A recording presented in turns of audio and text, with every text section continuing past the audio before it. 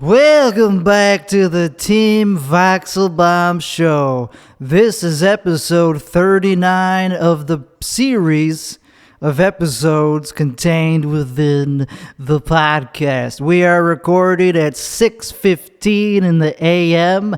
This is a rare time to be recording, actually, because for once I did not stay up the whole night. I actually went to bed. I actually just woke up about an hour ago. Maybe actually it was actually longer than that. It was actually like 2 or 3 hours ago. I woke up at like 3 a.m. I went to bed at 9 p.m. How weird is that? Something's not right if that's the case, if I'm actually going to bed at 9 p.m. and waking up at 3 a.m. Who am I? That dude with the army guy that I can't think of his name? Who wakes up at 3 a.m. unless you're like in the army, if you're working like as an emergency responder, like somebody that's important, like a health worker. Sometimes they have to be up in odd hours. Anyway, why did I wake up at 3 a.m.? I don't know. But I'm recording, but that's really bizarre. That's new to be recording this podcast right after I wake up. How's that happening? Well, it's because I'm making a change in my life. I'm starting to actually try to make progress on fixing my habits, my bad habits that cause me to be more fatigued and, just stay in bed longer than you really need to be, ideally, unless you got something seriously. Anyway, what is the change I made that allowed me to wake up and have enough energy to do this at 6 a.m. right after waking up? Well, I guess it's just my diet. I just changed my diet. Not what I eat. It's not about what I eat. It's about the amount that I consume. It's the amount that I'm allowing myself to consume. I'm fasting, which I have been doing for a year. I've been fasting at least a little bit of the day every single day for a year. Not perfectly, there'd be many irregularities but I was tracking it still. I would track within an app when I would stop fasting for over a year without any stopping. So that hasn't really, that's fine, but I'm used to that. I'm used to the whole fasting 1 meal a day thing. But then again, I don't think I am yet, because in the whole year and before then, for many years, since I was a teenager, I've been binge eating every night. I don't think I ever took a night off that I can remember in the past many years. I think it started when I was a teenager, definitely, because when I started smoking weed as a teenager, I would get the munchies, and so I would eat and keep eating until there was nothing left to eat. I definitely did that as a kid in my parents' house, and I felt like a piece of garbage just eating food that I didn't pay for it, and then I felt guilty because this was not meant to be just for me to consume, This was for the other people. So I felt bad for doing that, and that's when it started. That was the beginning of my career as a binge eater. And I didn't know that's what it was. I didn't know there was a fancy term for it, and that it was actually a diagnosable illness.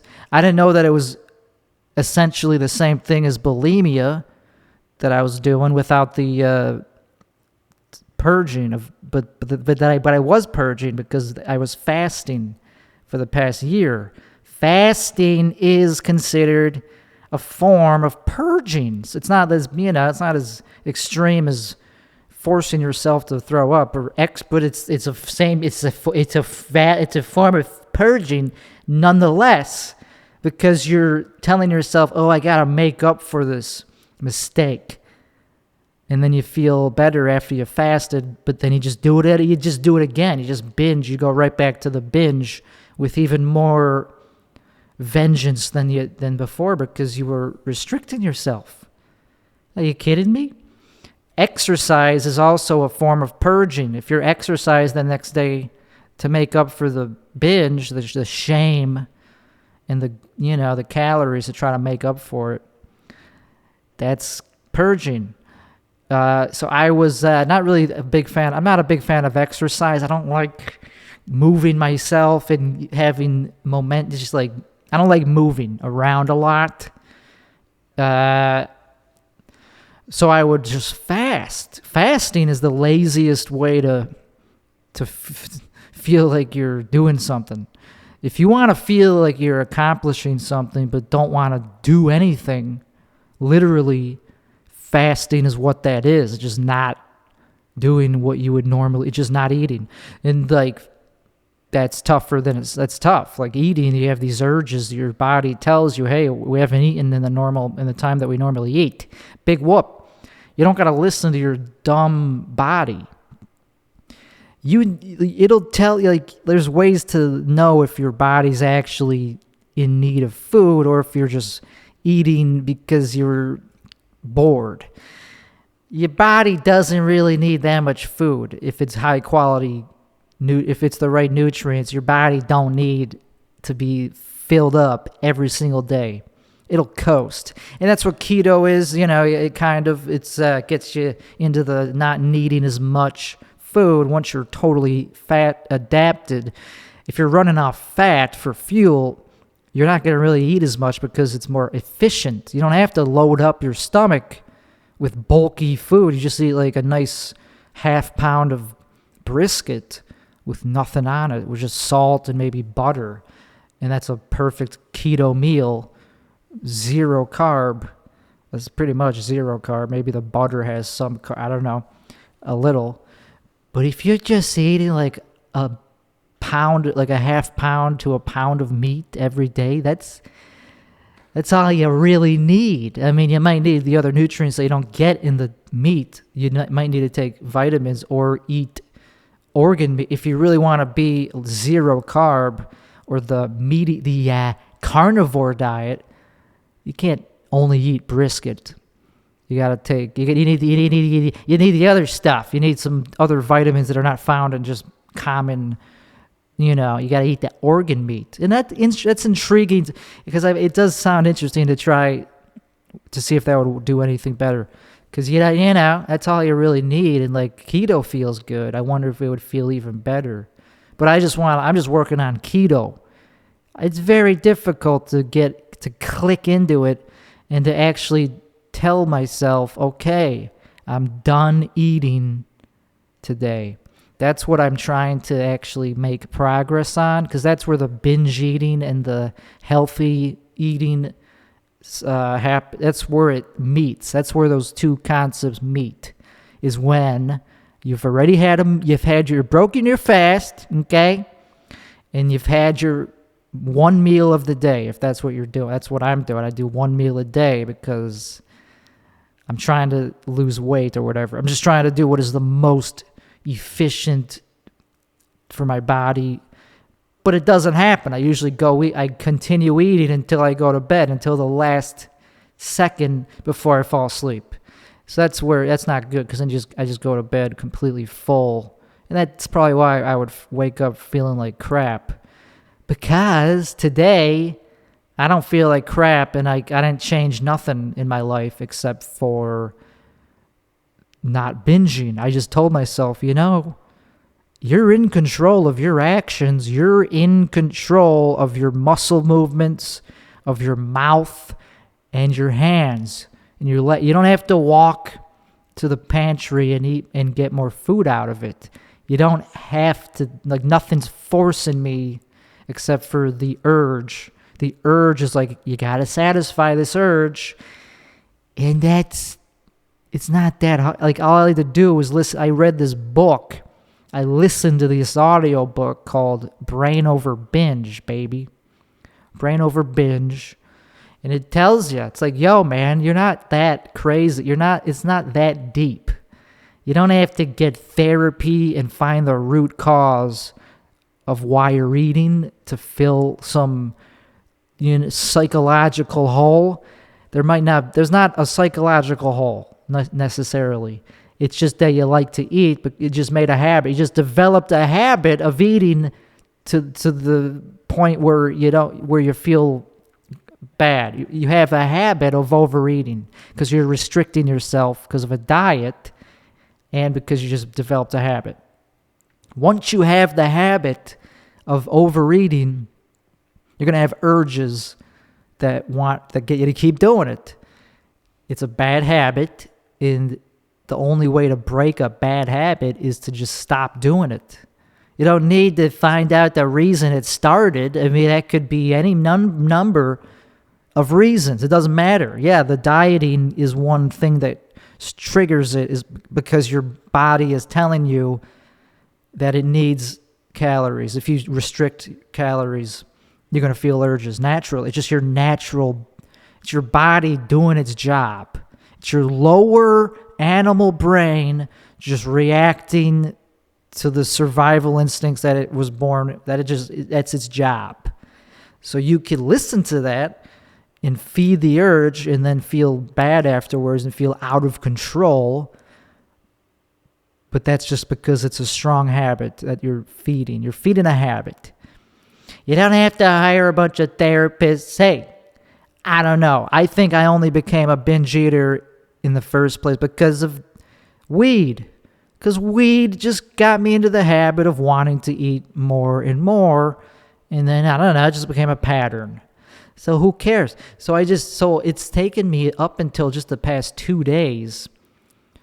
That's it. That's the only time I've done this, is be like, okay, man, that's it. We ate a pound of beef, and it had barbecue sauce that was definitely had sugar in it. So that's it. We don't need nothing else. And I had my stomach was kind of full, but I was like, no, I want ice cream. I need to get the full spectrum of taste and satiate. I want to feel it more, because I'm not satisfied until I'm full, until I'm over full, until I'm uncomfortably full. That's one of the symptoms. So I was like, that's just your dumb brain, your animal brain, your primitive brain telling you to do that. And you don't have to listen to it. So I was just like, yeah, I'm not. I'll just observe that it's there, but like I'm just telling myself, that's it. You're full. And I did. I was able to go to sleep without eating more. And I did it 2 days in a row. And that was like a breakthrough for me, because the next day it's like, I feel so much better.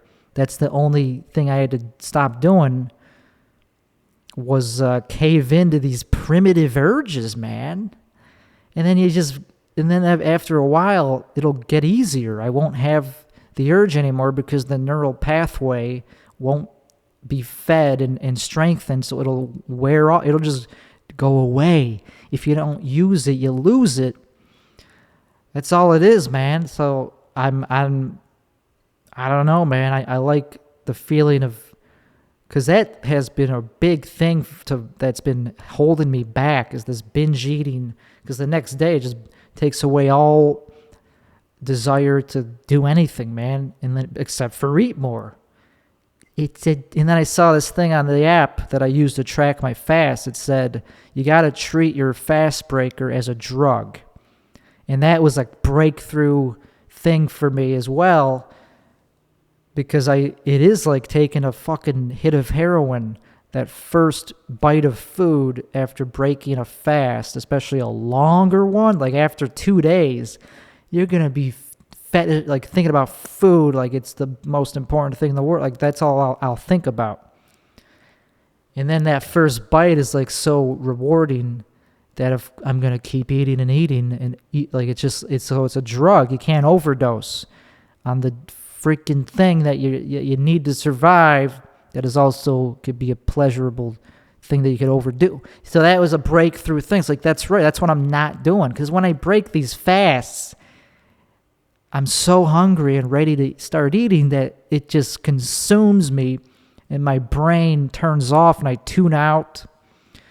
And you're not supposed to do that. You're supposed to like actually be in the, like like think about the food that you're eating. You're supposed to like enjoy it in the present and be like, oh, this is good. I'm enjoying chewing it. You're not supposed to just wolf it down, man. And so I was overdosing myself. So that just all I had to do is like, okay, this is a drug. Don't overdo.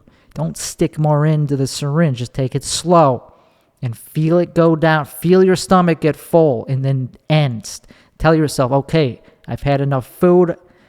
I don't want to feel like I'm not full, so I made sure to eat enough until I was like at least, okay, this is enough. Gee, like at least 1,000 calories, you know? And that's it, man. It's brain over body, brain over matter. I don't know. I forgot what it was. It's a great book. Will I be able to sustain this? I don't know. That's the thing. As long as you don't feed into the urge and you go days and days, and after a while, it will fade away and you won't even have the urge to do it anymore, man. So why is this so important, though? Why do I care so much about having a disease or a eating disorder? Like, who cares? Can't you just go about? I mean, do people die of binge eating disorder? Not really. They die of anorexia and bulimia. You could die from that if you're underweight. Isn't that crazy? I didn't think that I could have it. That I could have an eating disorder because I am not overweight or underweight. I'm just kind of right where I should be weight-wise, but it doesn't matter, man. That's part of it. You want to be thin, and you're ashamed of yourself. I have it. I'm sorry, man. So anyway, that's enough of that. We're trying to make better of ourselves. Because why do I care about that? Oh yeah, I was like, why do I care if I have an eating disorder? Well, and why do I want to solve it? Basically, for what I just said about how it depletes your energy levels. My energy levels the next day, boom, zip, zap, zop. And I need energy levels to put out creative output. Because if I don't do that, what am I here for? What's the point of being here if I'm not going to put out creative stuff? I like being creative. I also like being logical in programming, but that's creative. I like investing, but that takes some creative. That's creative because there's many, many, many ways to do it. And we'll get more into that later because this is becoming a more serious, I talk about serious stuff that I'm actually interested in. I'm trying to become a genuine character, a personality that's not just fake. But I'm still, I like being, I don't want people knowing everything, though. Anyway, so I'm 9 months sober. I just hit the 9-month, so a baby could have been made. A baby in the time since I last had a drink could have been conceived and given birth to. Not prematurely, just the right, perfectly normal baby. Could have been made. Isn't that crazy? It feels like a long time ago, though. Like, that is a long time. The whole time I've been doing this, since episode 1, that feels like that was a long time ago. 9 months is a long time. But I guess it makes sense because babies are pretty, modern, high-tech devices. Imagine if it took that long to make an iPhone. That is crazy. I think we are kind of behind in technology if it takes that long to make a baby. Not to make one, but to print a baby, to develop a baby. It takes longer than a house. I don't think this house took 9 months to make, but that's just a house. Babies are smarter than houses. Babies, they say this was a smart home. Babies are smarter than houses for the most part. But babies are not smarter than iPhones. And we're developing iPhones. We're producing how many iPhones a day? Does it take a day to even make an iPhone? Because that's a way more sophisticated device than any human on the planet. Unless you care about emotional intelligence. We don't have that yet. Okay, we don't have that yet. But the second invent artificial intelligence and replicate the human emotion in a device, it'll become so easy. We'll just be able to just print it, just mass produce them overnight. So there you go. Evolution is slow.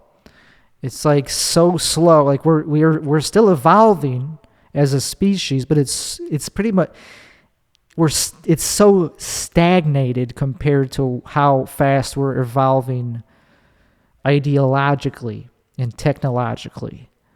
So who cares, man? Evolution is irrelevant at this point, unless you're on another planet. On this planet, we got it. We don't need to evolve anymore. We're fine. We're just going to leave our bodies and put ourselves in machines, and that those could just be sent anywhere. Those could be sent in the middle of space. We could just shoot them off out of the orbit of the sun. So who cares? We don't need a planet at that point. We just need like a server room, a nice server room in a spaceship.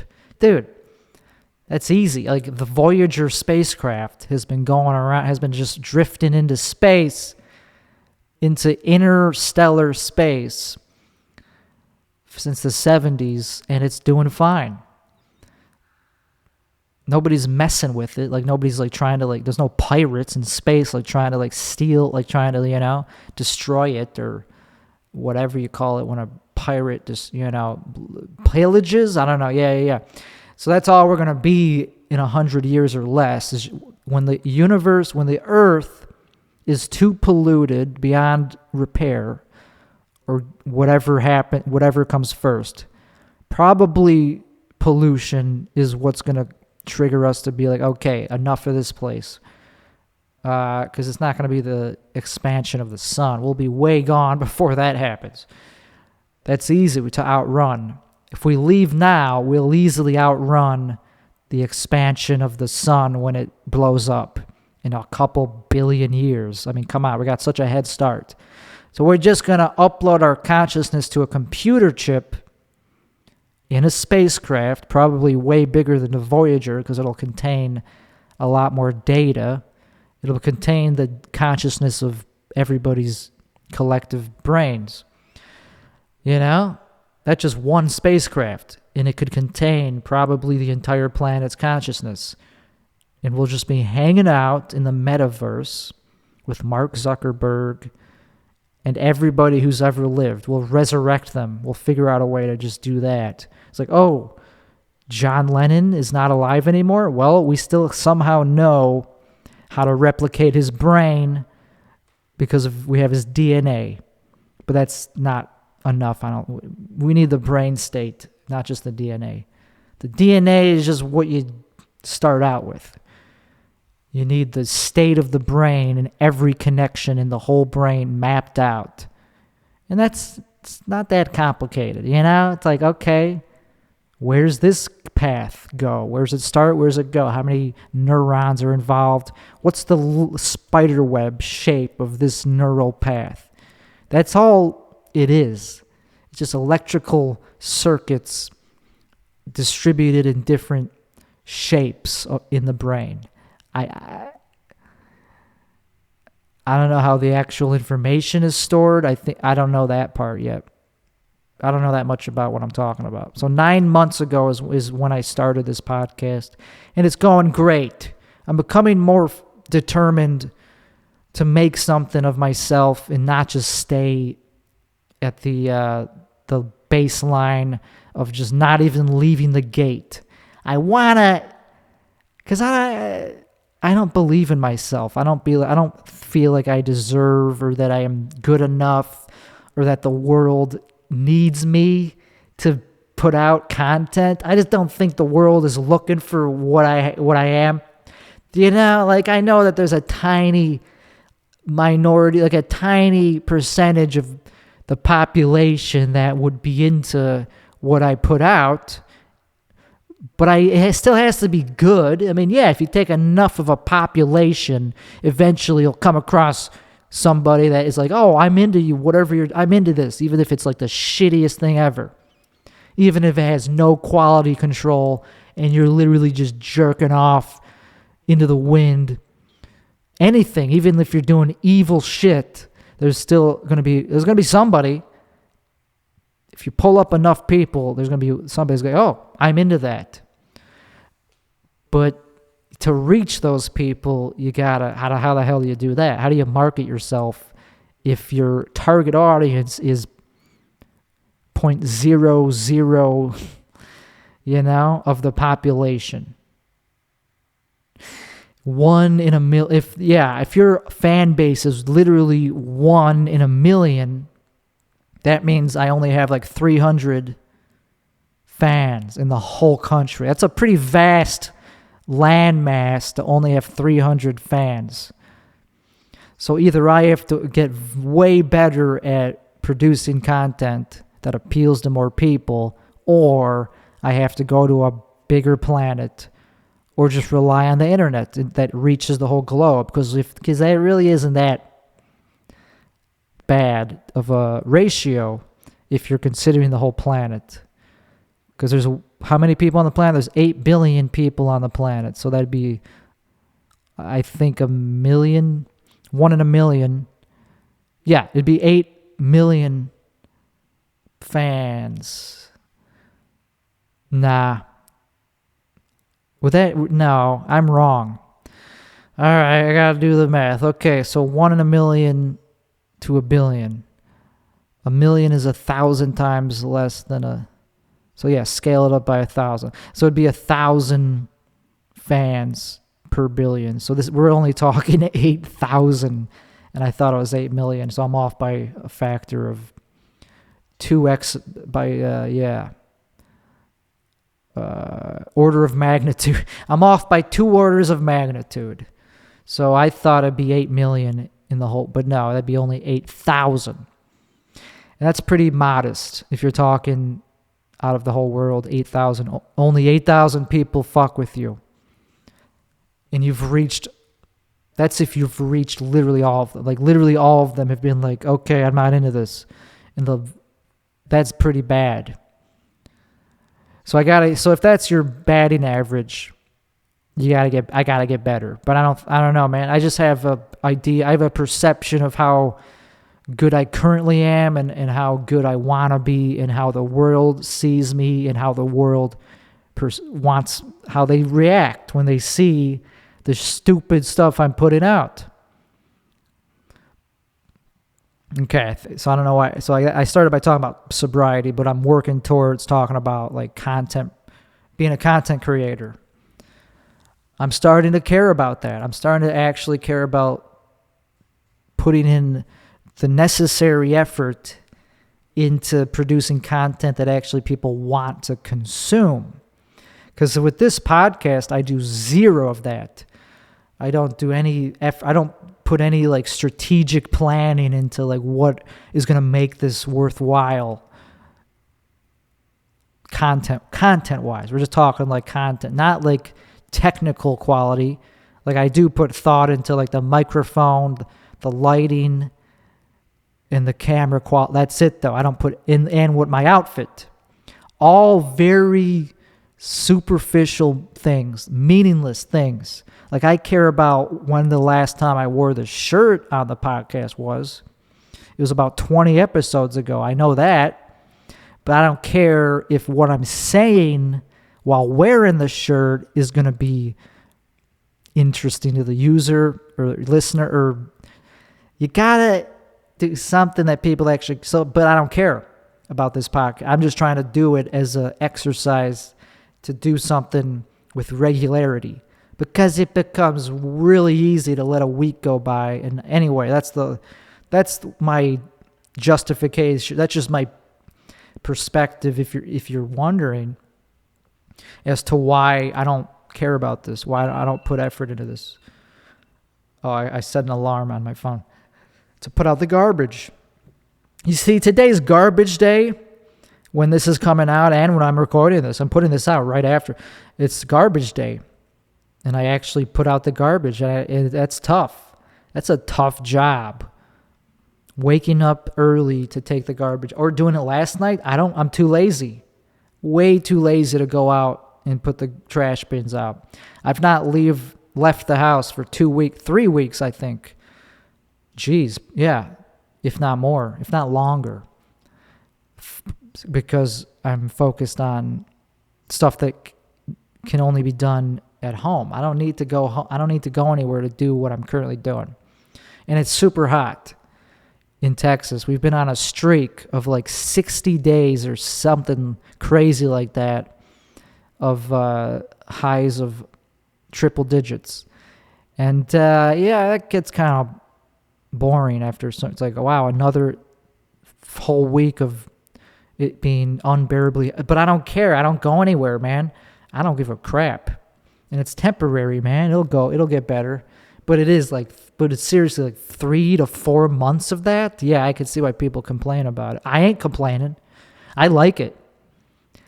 I like it because you don't have to iron anything. Like this shirt it would be more wrinkly if it was cooler, because the sweat and just being in a hot environment actually counts as it irons your shirt for you. Isn't that crazy? So I finally bit the bullet. This is a very important topic for this podcast because I've been talking about it. I talked about it 2 episodes ago about how I was buying a couch, or in the process of choosing which couch to buy, and I finally bit the bullet and bought a couch. And we'll only spend another 10 minutes on this at the most, but like it's just such a heavy topic that I'm milking it for everything it's worth, is because this topic, buying furniture, as I have said many times, is a very painstaking process. Because we live in a world where it's hard to find a wife to do that for you. If you have a wife, what do you have to do? You just go, okay, here's the credit card. Oh, you want me to come with to help you decide which preference you want, even though you already know which one you want? You just want me to affirm your decision that you've already subconsciously. Yeah, sure, I'll go with you. Or you could just send me a picture. Just text me, just FaceTime me and show, oh yeah, that would look great. But since I don't have a wife, and since it's, everything's up to me.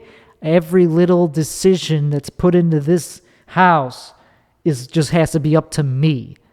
That is quite a lot of responsibility for one dude who doesn't have the energy, who just doesn't, it's not my passion, interior design, or taking out the trash, or cleaning the stove, anything. It's all gotta be me. I can't afford a cleaner, or I could, but like it'd be ridiculous. It'd be so ridiculous to hire somebody to clean this place because of how little needs to be cleaned. It would just look so. It's like, seriously. So anyway, I was like, you know what? This couch, this one looks good. It's leather. It's wide. It's a sofa. Technically, it's a sofa. It's 90 inches wide, and it's pretty nice. It's brown, and so I don't know, man. I don't know if it looks that good, but I like it, and it's deep. It's too deep for me to sit on without like putting my feet up. I can't. So I had to get a bunch of pillows, and that's another thing. I'm waiting on pillows, and now I was like, how much do I want to spend on a pillow? Turns out you could spend like $300 on a pillow easily, just a handmade pillow, $300 to $400 a pop. But they're pretty. They look good. But the thing is, like dropping $1,600 on this couch, that is not a small amount of money for me. But I wanted a nice one. I want a new one. I don't want somebody else's couch. But why do I? So that's the thing. It's like, do I really want to invest thousands of dollars on something that you could just get on Craigslist? But I did, and I'm happy with it. Because it is an investment in the sense that, hey, you're going to use it. You're going to get use out of it. It's going to last. and it's going to make the house feel more like a home. So I'm happy with it. And I got an armchair coming tomorrow that's in the same style, same thing, just an armchair version of it, also over $1,000. So I was like, do I really need it? Yes. It'll fill, because I got to fill up the living space. And then I'll get a coffee table, and it'll be awesome. But it's weird just having my own living space and a couch, like a brown leather couch.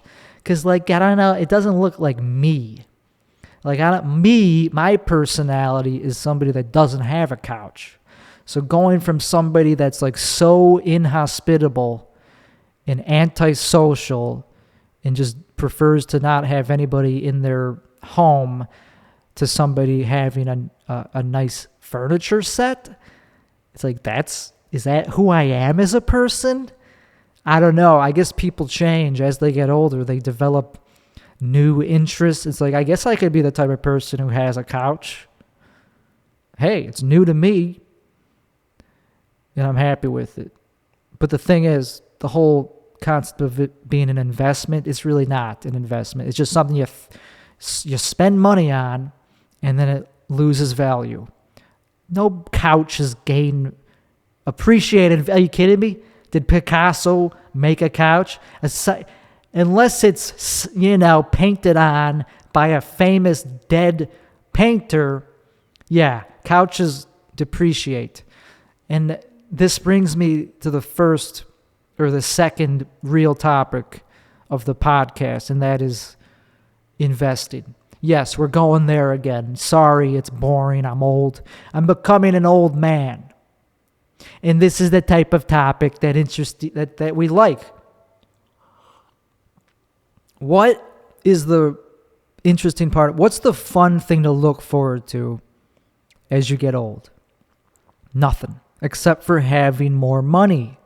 That's it. If you're not saving or accumulating more wealth right now, what are you doing? You're just working to maintain your livelihood, to just feed yourself, and then the rest of that's it. Your money goes towards expenses only. You have no extra income that you're using to save up, to build wealth. I do not envy that. I used to be that way. But to go back to that, to go back to somebody who's losing wealth and just spending all your money on rent or stupid material items that only depreciate in value? Are you kidding me? That's not what life is about. Hey, that is what life is about if you just want to be young. If you want to die young, I ain't knocking that. Hey, less competition for me. But unless you want to die young and be one of those people, somebody just, I'm just going to be Jimi Hendrix, just put out a bunch of shit and then overdose and then I'm gone. Okay, fine. If that's your style,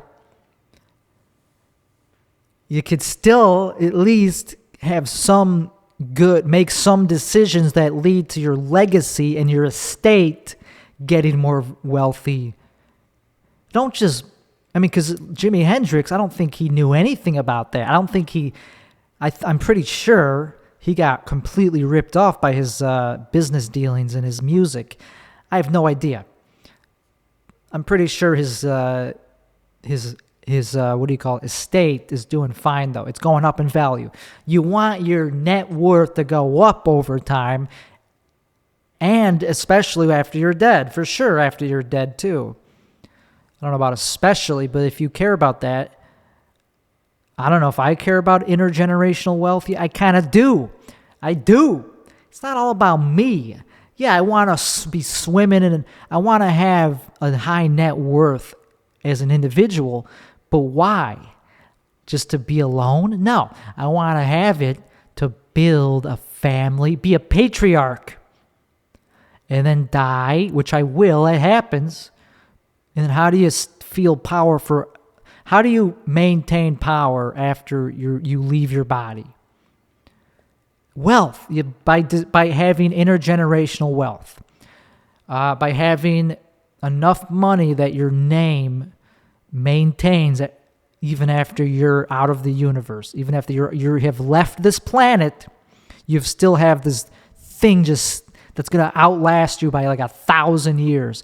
That's powerful. That's the closest you could get to being immortal, is by spreading your legacy down multiple generations with the same name because of how much money you had. Because you had so much money that people actually care about your dead dad and what his name, because the name, that's the only reason that like people have like famous last names, is because like they're well, the only reason for my name to continue going is if I make so much money that I'm the patriarch. Like nobody's going to care about my last name if I don't know. That's what makes your name significant, is the like, okay, you have that, I don't know. It's not that important. What's important is that they remember that I was alive at one point and that I'm the one who started, I'm the first one to make the money. Because who cares? If I'm just one of the kids that just inherits it and passes it on, who cares? No. See, that's the thing. You need somebody to maintain your estate even beyond your grandkids and so on. It's got to be your money still, not just, oh, okay, it just goes to my kid. No. They're going to get a little pension, a very strict pension. See, that's another thing to talk about. How the hell do you distribute? That's such a conundrum with wealth and passing it down. How do you pass it down? Because you don't want your kids to be spoiled, man. Like me, I know the feeling of being spoiled in so many ways, in ways that came from my parents and also ways that I built on my own, on ways that I've become accustomed to because of my own hard work. I've been able to spoil myself. So I know what it's like to be spoiled, and it's a gross feeling. That feeling of like, what's the? I don't want. What do I gotta do that for? I'm not gonna work. I'm not gonna put effort into something I could just pay for. I could just have somebody else do. Yeah, and just having that lack of drive and like entitlement because everything is so easy. You don't want that in your kids. You want them to contribute to society, not just be like, okay, I have this pension that for the rest of my life, I'm always going to get paid a set amount. So I'm always going to be fine. I'm always going to have like a couple grand coming in every week. And it'll adjust with inflation. It'll just go up with inflation because my estate will be generating income even after I'm dead, passively, semi-passively, from interest, from dividends, from just the rise in the market, because I'll have people managing my money after I'm dead. So the kids will just get paid like a nice fixed pension that adjusts with inflation, but it'll be pretty much the same amount. So they'll get so used to, they'll be like, okay, I got $2,000, okay, I can just spend it all on drugs. Yeah, I could throw a crazy party, but that's within reason. That's still within only what they have. 2,000, like let's say it's around, 2,000 a month or a week. I mean, that's not that crazy. That's enough to live off in pretty much any city in the country except for New York. Even in New York, you probably get by in some areas, in like Brooklyn and like cheaper areas of whatever. But that's still like, okay, you can't have like a crazy cocaine, can't like, hire Drake to show up with $2,000. That's nothing. So never mind. So I guess they would still it would still make them want more because they'll see like, oh man, I got only $2,000 coming in, yet my grandpa, who it's coming from originally, he has like $2 billion in his trust, but I only get $2,000 a week out of that. No, I want more. How do I get more? So that would be a weird frustration. It's like, okay, I know I have this income, but it's not, you're still going to want a little more, But then again, my instinct is still correct to say there's going to be some of my kid. I can't control this. It happens to the best of us. Even the most hardworking entrepreneurs will eventually have at least a kid or two down the line that is lazy and just wants to do a bunch of drugs and just live off the $2,000 a week and never get a job, never grow, and just stay stagnant for their whole life into their 40s and just play just nothing, just do whatever. They just jerk off all day to hentai. Hey, what could I say? That's just part of being rich. That's just part of the reality of being wealthy. Is one of your fucking kids is going to be a loser. He's just going to be a spoiled brat. And I can live with that because I'll be dead at the time. So actually, I don't know if I can live with that. But if I was alive, I'd be like, I can live with this. But I'll be dead by that time. There's no way my kids are going to be that way. If my kids act like that, I'll just cut them off. Because I'm a tough love type of father. I already know that about I think I'd be a pretty bad father. Like I would be I'd be like, nah, you're not getting your money this, because I'm not a sugar daddy. I wouldn't want to be a sugar daddy. This whole $2,000, this whole pension thing, they got to earn it, man. They got to be doing something to earn it, or at least be in my good graces. And that could change after I'm dead, because my values will be set in stone, literally in stone. There will be a slab of stone, you know?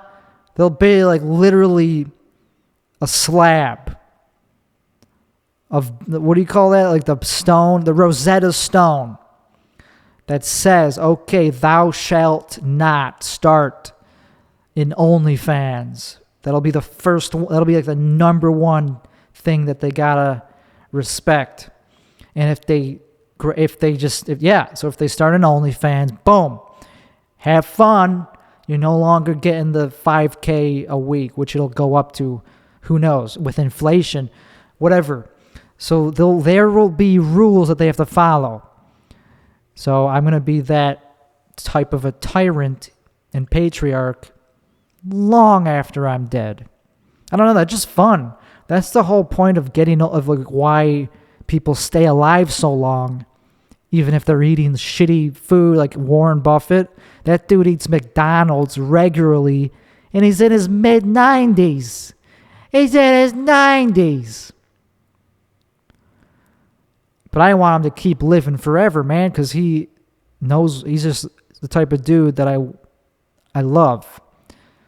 And if he dies, his stock price of Berkshire Hathaway, that shit is definitely going to crash when he dies, dude. Who's going to believe that the next person to take over Berkshire Hathaway is going to be as cool as Warren Buffett and like steady-handed? I don't know, man.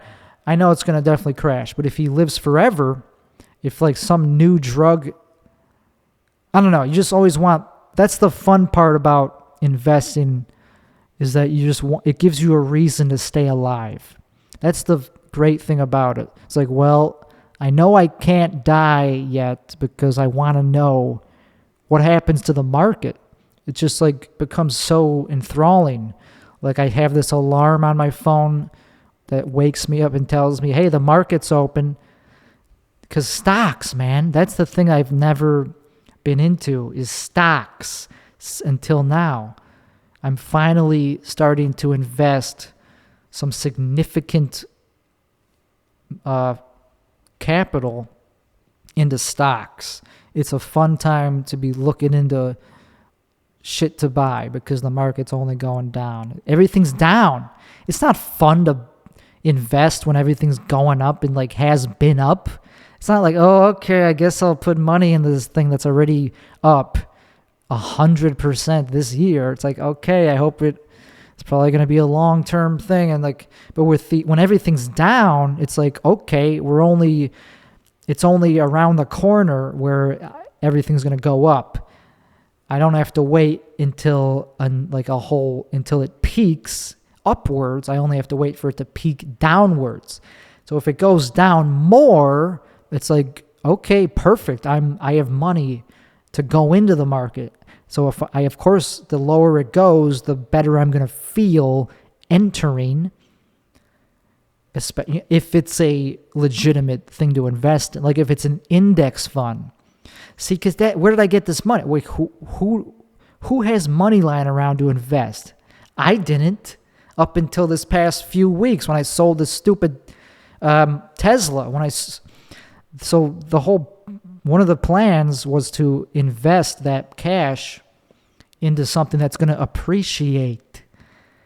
Cars are the absolute worst investment. They don't appreciate. They only depreciate, and they cost insurance, and they cost, what else? Maintenance, and sometimes interest if you have a loan. That's a lose-lose.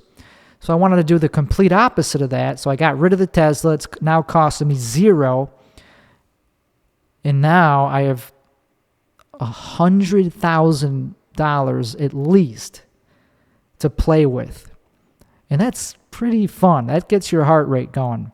That gets your belly, that gets you out of bed in the morning when it's like, okay, what am I going to allocate this money to? Because that shit could easily go up quite a bit very fast. But like, that's not what it's about. It's not about the short term, but I have a strategy of, or at least not, I don't know if it's a strategy, but it's a loose, I'm so new to it that I'm experimenting with the stock market. Like I have some positions from a couple of years ago that are like a couple $100 worth of it's just a couple shares of Apple, for example. I bought a couple shares of Apple 2 years ago at $120, and now it's worth $150. So that's a nice gain right there. And that's a blue chip stock. And like, of course it was a good time to buy at 120 because Apple is one of the most investable, it's just one of the most lucrative companies in the world, and long term it has a moat, as it's called, as Warren Buffett calls it. It has a moat, meaning there's not a lot of companies that could come and infiltrate their market space. It's pretty hard to be the next Apple. It's such a unique, one-of-a-kind brand that like, wow, do they have a lot of market share? So anyway, so that's, of course, 150. That's also pretty good of a price, of an entry point for Apple, because of course it's going to go to the 200s eventually, pretty soon. Like, but it's not that fun to be like, okay, I'm just going to buy this stock that's going to take many, many years to get rich off. You're not going to get rich off Apple. It's only going to go up a couple 100% at the most in the next decade. So you're not going to get like rich off it, but it pays a dividend, so that's nice. And it's just a place to park money and not have to worry about it. Like, even if there's a huge stock crash, it's like, okay, I'm not too worried, because if most of my money is in Apple, I'm pretty sure it's not like I'm alone in that boat. I'm pretty sure it'll come, like, that's not the worst place to have, it's not a volatile place to store wealth. Apple. So that's that type of stock. It's a blue chip tech stock that, it's not that undervalued, but it's one that you could just store money in and not worry about it. Like, okay, that was a bad decision. No, it's not a bad decision. It's just a boring decision. And it's only one company. So that is not super advisable to just put all your eggs in one basket, in my opinion. I don't do that. I'm buying all sorts of different stocks. I'm not putting like 10 grand in one stock or 50 grand in one index. I'm too new to the game, and it's more fun. It'd be boring. Like, okay, I'm just going to buy one index fund. just buy S&P 500 ETFs for the rest of my life. It's so boring, even though that's not a bad idea. It's because it takes zero thought. And over the course of decades, that's going to appreciate and pay dividends. So you're going to get rich. You're going to grow your wealth by doing only that, just buying one or two ETFs, index funds, which are all the rage, as opposed to individual companies, which is like, okay, you got to really do the research. You got to really know about that company. You got to pay attention to it more. But if you're lazy and if you're not that passionate about investing and you don't really care about doing that type of research and you just want something more stable and less risk, then index funds are all the rage, man. But there's these tech stocks, man. So I'm doing both. I'm investing over the course of the next few months. I want to get as much money as I can live without, because you need some money to live. But if this is me talking, this is just me. My temperament is instant gratification. Like I go for like, okay, if I want something, I'm going to feel I might just buy it. If I have $100,000 in the bank, it's like, okay, let's look at these fancy microphones that I don't need, but I could get one tomorrow on Amazon. It's like, so if I just have money lying around, I'm gonna feel the temptation to just blow it on things that are not gonna appreciate in value. So now I have this urgency to like get as much of it invested, or at least in my brokerage account, as I can before I spend it on stupid stuff. Because once it's in the stock market, it's not as easy to just take it out. It's like you got to sell it, you got to pay taxes on your gain and losses, you got to withdraw it from the broker account and pay fees. So once it's in the stock market, that's locked away from my dumb animal brain, my impulsive human body. It's like, okay, it's in the stock market. Don't worry about it. You can look at it, but don't even think about taking any of that money out until it's your time. There is a time to sell stocks. You can't just never sell them. But if they're paying a dividend, you can never sell them. Of course, that's an option. You could just always hold your shares of Apple, because that is intergenerational. That's an intergenerational company, man. But on the other hand, of course, you gotta take profits depending on your strategy. So I have this other side of my portfolio that I'm investing in stuff that I'm hoping does go up in a short-term period, not in like a decade. So I'm talking about like Nvidia. That shit, I forget what it's at right now, like $70 or something. I forgot where it's at right now, but the point is it's down like a lot, and it could easily double in price. Same with PayPal, Square, and a couple others. Coinbase.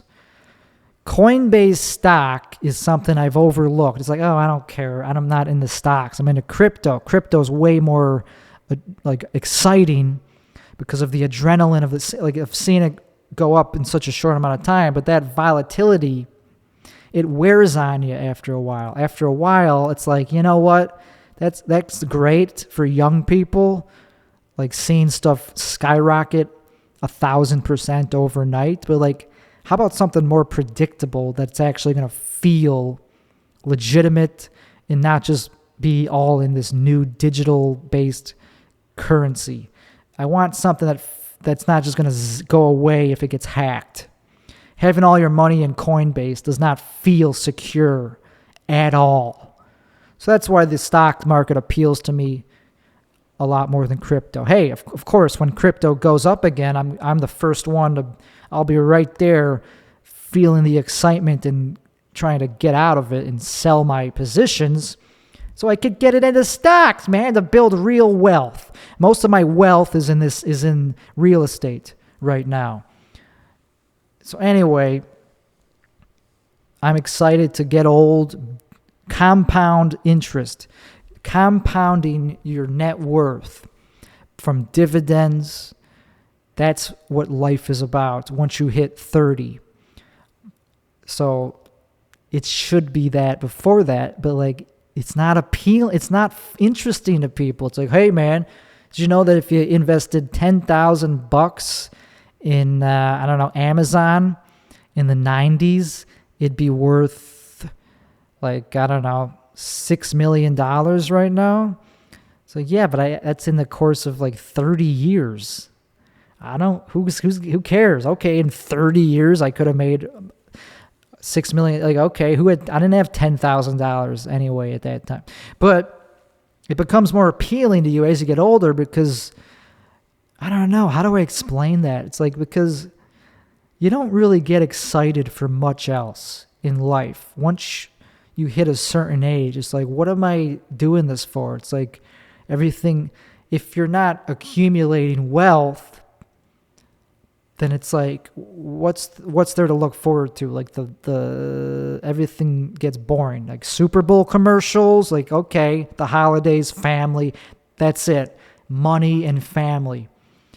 It just becomes like, oh man, I can't wait for the market to come. Even if the market just stays where it is, there's still these dividend indexes that are all the rage, and there's new ones coming out all the time that are the smart way to invest like even when the market is down, you could make pretty high yielding dividends. Like don't know the exact percentage, up to like, I think like 10% a year, if not more. And that adds up. Just seeing it, even if it's not that much at first, like just the fact that it compounds. It's like, okay, even if you only make like $1,000 a year off dividends for your whole portfolio, that's $1,000 you didn't have before. That's now also included in that principal. So now that $1,000 is also going to generate $10 in addition. It's going to accumulate and the word compound is just the most sexy thing to me, even though it takes years and years for this to happen. It's like, hey, if I'm making so much in passive dividends that I could live off it, that's pretty awesome. That's where you want to be in life. You want to have so much money that you're just having it gives you more money, enough to live off. The only obstacle is the knowledge of how to invest it and getting it in the first place.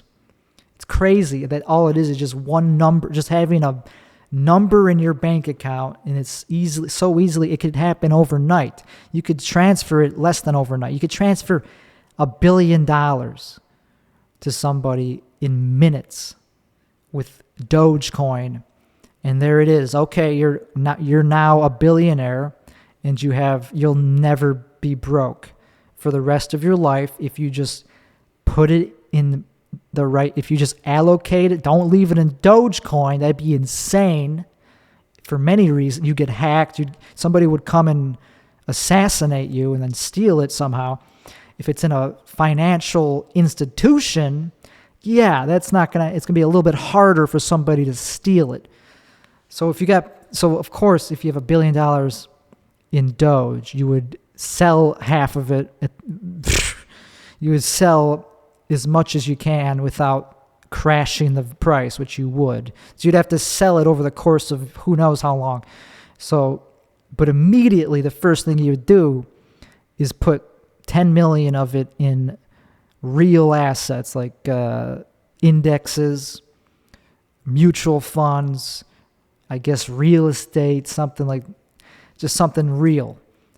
Anything's better than crypto, And then you would make interest. You'd get paid interest on it just from having it in your bank, and you would put it in a high yield account of any kind, and there you go. You'd be making like $1 million a year, easily $1 million a year, just off passive income, just because that should be what everybody is chasing. Once you get that knowledge of how to invest and just knowing how it's not that complicated, and all it takes is allocating your assets to these proportion, Jesus Christ, I am not doing a good job of, okay. I think you get where I'm coming from. It's just like, once you get that knowledge of like, oh, I could have been putting my money to work. Anytime I have $1,000, instead of putting it into something stupid, like a couch, which is not that stupid, like a pillow for the couch, for example, like a $500 pillow, I could have bought a couple shares of this index that pays a dividend.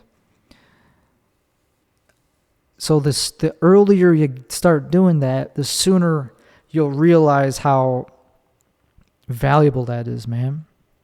It's like you want to do it as soon as possible. But I'm fine. I'm right where I should be. And I'm going to be buying more stock. I don't know, man. Once you have a net worth, it becomes so fun. It's like, okay, how do I get more? How do I build? Not get more. It's not all about like, ooh, I want more money. It's not just pure greed. It's the satisfaction and security.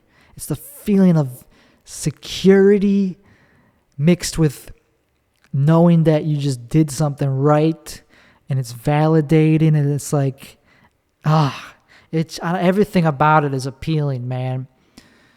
So, and it's not the same thing as, we're not talking about day trading. I'm not interested in like, okay, I'm going to like predict the market. It's like, nah, I'm not really predicting anything.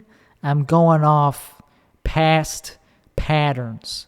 I'm just looking at the cyclical nature of the market, how it tends to go up or down, one or the other, or it just stays the same. It can only do those three things. So how do you react to those three situations? Bear market, bull market, stagnant market. Well, there's always something you could be doing to maximize your investment position. There's always something you could be doing as a reaction to the market, and that's it. I'm just reacting to the way the market is currently in a downtrend. It's in a long-term, year-long downtrend. So what am I doing? I'm putting money into stuff that's undervalued, that could likely bounce way back up, like technology stocks that I've mentioned. And I'm also buying these high-yield dividend index funds that do well when the market is not doing that well. So it's fun. And as soon as I run out of money to invest, it's like, okay, you don't want to do that. You don't want to invest everything you got, because then if the market goes down even more, it's like, fuck, I'm stuck. I'm stuck in this position. I can't liquidate yet because I'll lose money. So you have these paper losses that you can't do anything about. You just have to wait it out. So you got to pace yourself. So I'm only investing over a couple $1,000 a day at the most, because I have a limit that I can invest. I can't just buy 20 grand worth of a stock. I want to do it slowly, because every day I'm learning quite a bit. I didn't know anything about these dividend indexes.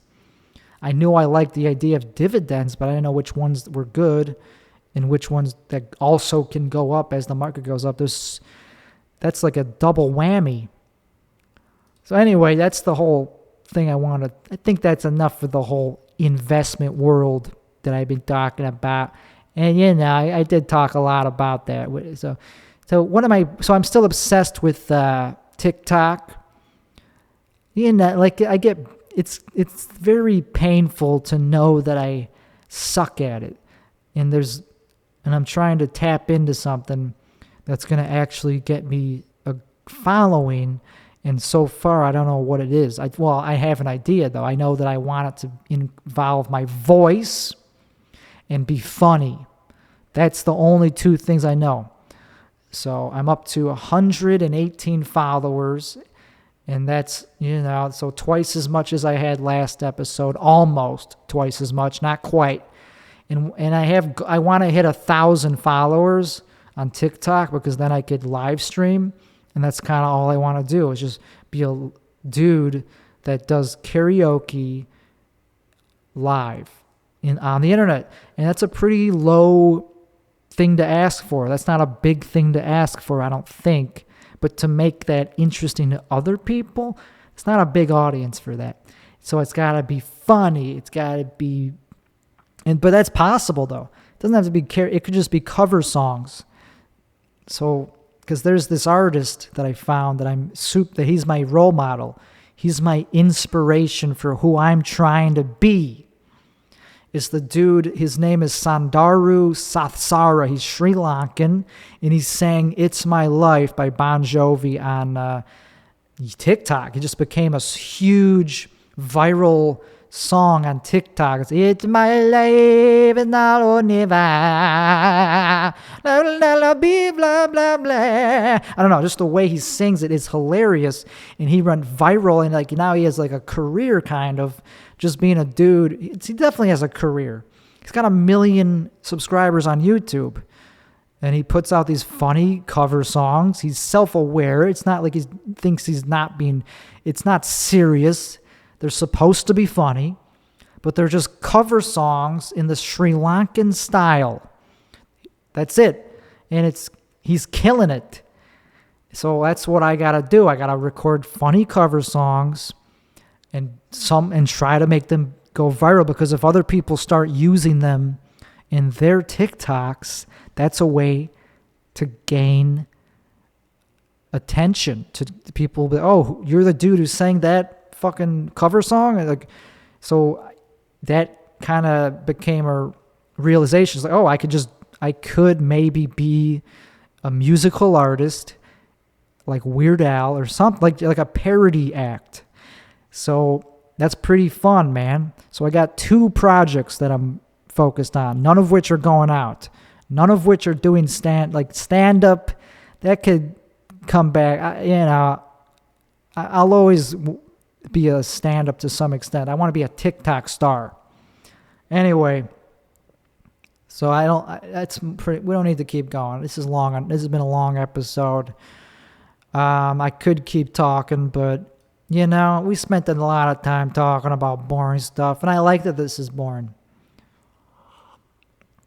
Anyway, this has been episode 39 of the Tim Weichselbaum Show. Thank you very much for listening. I appreciate it.